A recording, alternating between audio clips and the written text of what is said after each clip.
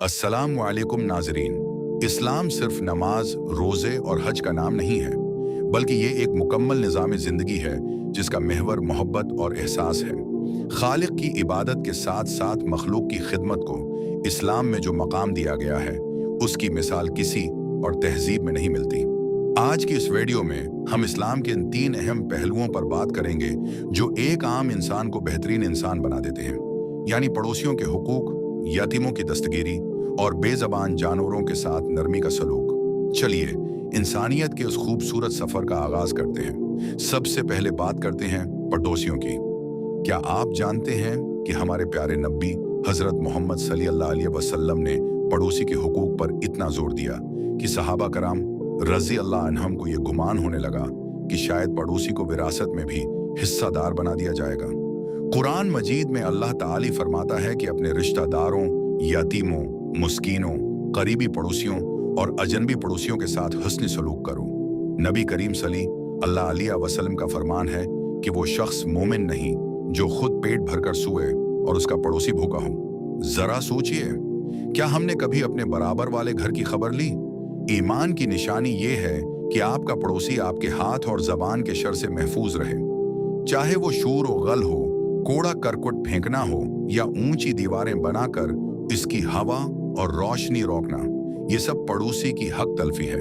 याद रखिए कि इस्लाम में पड़ोसी सिर्फ मुसलमान नहीं होता, गैर मुस्लिम पड़ोसी के भी वही हुकूक हैं जो एक मुसलमान के हैं। ये हमारे अखलाक ही हैं जो इस्लाम की हकीकी तस्वीर पेश करते हैं। इसी तरह मुआशरे का वो हिस्सा जो सबसे ज्यादा तवज्जो और प्यार का मुस्तहक है, वो यतीम है।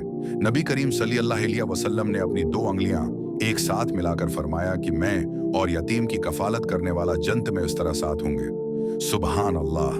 जरा तसव्वुर करें, जन्नत में रसूलुल्लाह सल्लल्लाहु अलैहि वसल्लम की कुर्बत से बड़ी क्या कामयाबी हो सकती है। लेकिन यहाँ एक बात समझना बहुत जरूरी है कि सिर्फ पैसे देना कफालत नहीं है। यतीम के सिर पर शफकत का हाथ रखना, उसे तन्हाई का एहसास न होने देना और उसे वही तालीम और तरबियत देना जो हम अपनी औलाद को देते हैं, उसल कफालत है। कुरान में यतीम का माल नाहिक खाने वालों के लिए सख्त वईद आई है और उसे आग के अंगारे से तशबीह दी गई है। आज हमारे इर्द-गिर्द कितने ही बच्चे ऐसे हैं जिनके सर पर बाप का साया नहीं। आपका एक छोटा सा तहफा या चंद मिनट की गुफ्तगू उनकी महरूमी को खुशी में बदल सकती है। तीसरा पहलू जिस पर हम अक्सर तवज्जो नहीं देते, वो है बेज़बान जानवरों के साथ सलूक। इस्लाम वो दीन है जिसने आज से 1400 साल पहले जानवरों के हुकूक का वाज़ेह चार्टर पेश किया था। आप सल्लल्लाहु अलैहि वसल्लम ने एक ऐसे शख्स का वाक़या सुनाया जिसने कन्वे से जूते में पानी निकालकर एक प्यासे कुत्ते को पिलाया, तो अल्लाह ने उसके इस छोटे से अमल की बदौलत उसकी मग़फ़रत फरमा दी।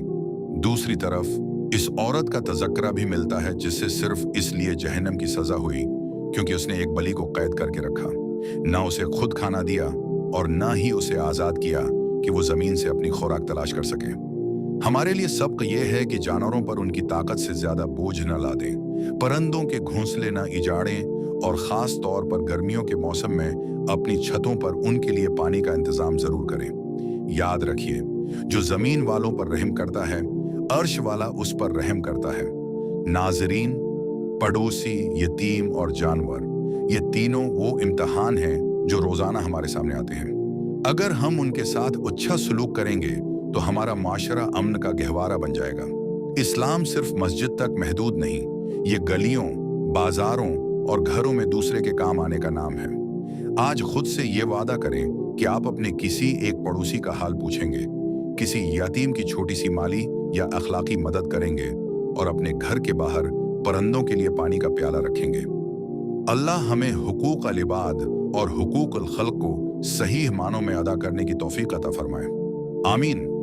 अगर आपको ये वीडियो पसंद आई हो तो उसे लाइक करें और अपने दोस्तों के साथ शेयर करके इस पैगाम खैर को फैलाने में हमारा साथ दें। हमारे चैनल को सब्सक्राइब करना न भूलें।